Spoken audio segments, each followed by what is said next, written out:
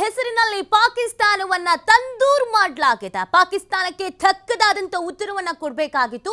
ನಮ್ಮ ಭಾರತೀಯ ಸೇನೆ ಆ ಉತ್ತರವನ್ನ ಕೊಟ್ಟಿರೋದು. ಈಗ ಪಾಕಿಸ್ತಾನದ ಪರಿಸ್ಥಿತಿ ಹೇಗಾಗ್ಬಿಟ್ಟಿದೆ ಅಂತ ಅಂದ್ರೆ ಏನು ಮಾಡಬೇಕು ಅಂತಾನೂ ಗೊತ್ತಾಗದಂತ ಪರಿಸ್ಥಿತಿ. ಯಾಕಂದ್ರೆ ಪಾಕಿಸ್ತಾನಕ್ಕಾಗಿರ್ಬೋದು ಅಥವಾ ಪಾಕಿಸ್ತಾನದ ಮಿಲಿಟರಿ ಪಡೆಗಾಗಿರ್ಬೋದು, ಉಗ್ರರಿಗಾಗಿರ್ಬೋದು ಯೋಚನೆ ಮಾಡೋದಕ್ಕೂ ಕೂಡ ಟೈಮ್ ಕೊಟ್ಟಿಲ್ಲ. ಆ ರೀತಿಯಲ್ಲಿ ಮಾಸ್ ಅಟ್ಯಾಕ್ ಅನ್ನ ಮಾಡಿರುವಂತದ್ದು 9 ಕಡೆ ನಿಖರವಾಗಿ ಪಾಯಿಂಟ್ ಮಾಡ್ಕೊಳ್ಳಾಗಿತ್ತು. ಇದಕ್ಕೆ ಅಂತ ವರ್ಕೌಟ್ ಮಾಡಲಾಗಿತ್ತು. ಹೇಗೆ ನಾವು ಟಾರ್ಗೆಟ್ ಅನ್ನು ಫಿಕ್ಸ್ ಮಾಡ್ಕೊಳ್ಬೇಕು ಅಂತ. ಸುಮ್ಮನೆ ಯಾವುದೋ ಒಂದು ಟಾರ್ಗೆಟ್ ಅಂತ ಇಟ್ಕೊಂಡ್ರೆ ಅದರಿಂದ ಲಾಭ ಅನ್ನೋದು ಆಗೋದಿಲ್ಲ, ಅಥವಾ ಆ ಟಾರ್ಗೆಟ್ ಅನ್ನೋದು ನಮಗೆ ಲಾಭ ಆಗೋ ಥರ ಇರಬೇಕಾಗತ್ತೆ. ಸೊ ಪ್ರಮುಖವಾಗಿ ಟಾರ್ಗೆಟ್ ಮಾಡ್ಕೊಂಡಿದೆ ಉಗ್ರರು ಎಲ್ಲಿ ಅತಿ ಹೆಚ್ಚಾಗಿ ಇದ್ರು, ಉಗ್ರರನ್ನ ಎಲ್ಲಿ ಬೆಳೆಸಲಾಗ್ತಿತ್ತು, ಸಾಕಲಾಗ್ತಿತ್ತು, ಟ್ರೈನಿಂಗ್ ಕೊಡ್ಲಾಗ್ತಾ ಇತ್ತು, ಬಾಂಬ್ಗಳನ್ನ ಎಲ್ಲಿ ತಯಾರು ಮಾಡಲಾಗ್ತಾ ಇತ್ತು, ಅಲ್ಲಿಗೆ ಬಾಂಬಿಂಗ್ ಅನ್ನ ಮಾಡಿರುವಂಥದ್ದು. ಸೊ ನೋಡಿ, ಇಲ್ಲಿ ಪ್ರಮುಖವಾಗಿ ನಾವು ಗಮನಿಸಬೇಕಾಗಿರುವಂತ ವಿಚಾರ ಏನು ಅಂತ ಅಂದ್ರೆ, ಇದಕ್ಕೆ ಅಂತ ನಮ್ಮ ರಾ ಸೇರಿದಂತೆ ಪ್ರತಿ ಒಬ್ಬರು ಕೂಡ ಮಾಹಿತಿಯನ್ನ ಕಲೆ ಹಾಕಿದ್ದಾರೆ. ಒಂದು ಬ್ಲೂ ಪ್ರಿಂಟ್ ಅನ್ನ ತಯಾರು ಮಾಡ್ಕೊಳ್ತಾರೆ. ನಾವು ಎಲ್ಲಿ ಅಟ್ಯಾಕ್ ಮಾಡಬೇಕು, ಹೇಗೆ ಅಟ್ಯಾಕ್ ಮಾಡಬೇಕು, ಅದರ ಸಮಯ ಏನು ಅಂತ. ಈ ಆಪರೇಷನ್ ಅನ್ನೋದು ಇದೆಯಲ್ಲ, ಅದು ನಾವು ನೀವು ಕೂತು ಮಾತಾಡಿದಷ್ಟು ಈಸಿನೂ ಅಲ್ಲ. ಅದರ ಹೆಸರಿಡೋದಾಗಿರ್ಬೋದು, ಅದರ ಟೈಮಿಂಗ್ಸ್ ಫಿಕ್ಸ್ ಮಾಡೋದಾಗಿರ್ಬೋದು, ಅದಕ್ಕೆ ಬಳಕೆ ಮಾಡಿಕೊಳ್ಳುವ ಕ್ಷಿಪಣಿಗಳಾಗಿರ್ಬೋದು. ನಾವು ಯಾವುದೋ ಒಂದು ಚಿಕ್ಕ ಪ್ರದೇಶಕ್ಕೆ ದೊಡ್ಡದಾದಂಥ ಕ್ಷಿಪಣಿಯನ್ನು ಪ್ರಯೋಗ ಮಾಡ್ತೀವಿ, ಆ ಸಾಮರ್ಥ್ಯ ಇರುವಂಥ ಕ್ಷಿಪಣಿಯನ್ನು ಪ್ರಯೋಗ ಮಾಡ್ತೀವಿ ಅಂದರೆ ಅದು ವ್ಯರ್ಥ ಆಗುತ್ತೆ. ಟೈಮಿಂಗು, ಆ ಕ್ಷಿಪಣಿಯ ಸಾಮರ್ಥ್ಯ ಎಲ್ಲವನ್ನು ಕೂಡ ಫಿಕ್ಸ್ ಮಾಡಿ ಅದೀಗ ಸಕ್ಸಸ್ ಆಗಿದೆ.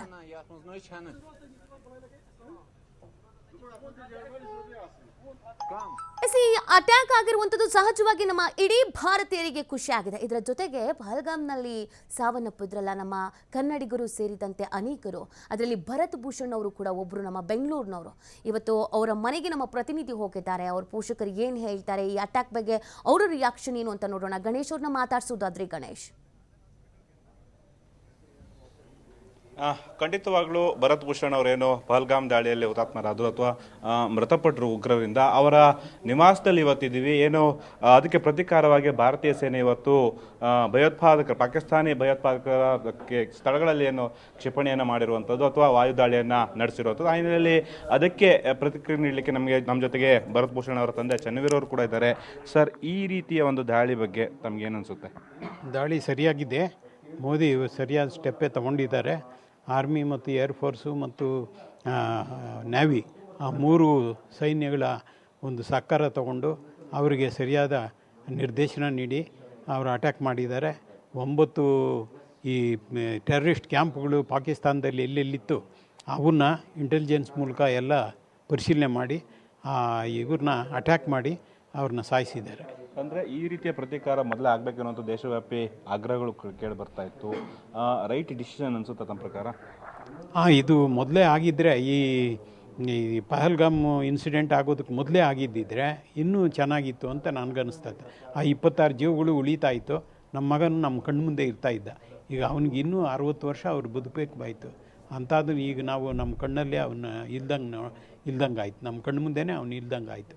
ಇವತ್ತು ಬೆಳಗಿನ ಜಾವ ಆದಂತಹ ಒಂದು ದಾಳಿ ಇದು. ಮನೆಯಲ್ಲಿ ನಿಮಗೆ ಎಷ್ಟೊತ್ತಿ ಮಾಹಿತಿ ಬಂತು? ಮನೆಯಲ್ಲಿ ಈಗ ಯಾವ ರೀತಿ ಒಂದು ರೀತಿಯಲ್ಲಿ ಸಮಾಧಾನಕರ ವಾತಾವರಣ ಇದೆಯಾ? ಹೌದು, ನಮಗೆ ಬೆಳಗ್ಗೆ 6 ಗಂಟೆಗೆ ನ್ಯೂಸ್ನಲ್ಲಿ ಗೊತ್ತಾಯಿತು ಈ ರೀತಿ ಪಾಕಿಸ್ತಾನದಲ್ಲಿ 9 ನೆಲೆಗಳ ಮೇಲೆ ಮಿಸೈಲ್ ಅಟ್ಯಾಕ್ ಆಗಿದೆ ಅಂತ.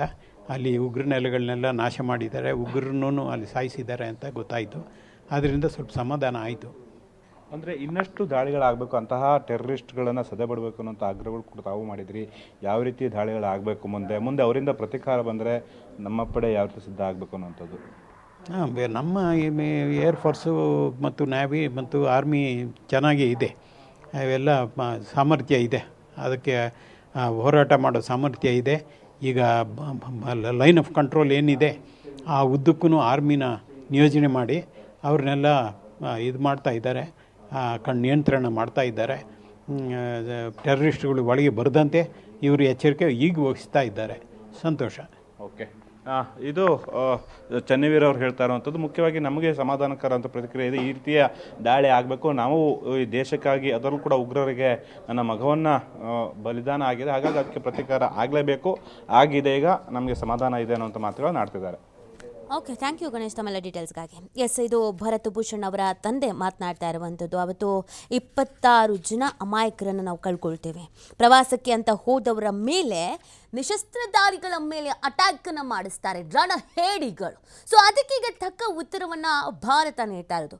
ಇದಕ್ಕೆ ಸಹಜವಾಗಿ ಖುಷಿ ಅನ್ನೋದಿದ್ದೇ ಇರುತ್ತೆ ನೋಡಿ. ಇವತ್ತು ಎಲ್ಲರ ಮುಖದಲ್ಲೂ ಕೂಡ ಒಂದು ಖುಷಿ ಇದೆ. ಇದಕ್ಕೆ ಕಾರಣ ನಮ್ಮ ಭಾರತ ಸೇನೆ, ನಮ್ಮ ಭಾರತ ಸರ್ಕಾರ ತೆಗೆದುಕೊಂಡಂಥ ಈ ದಿಟ್ಟ ನಿರ್ಧಾರ.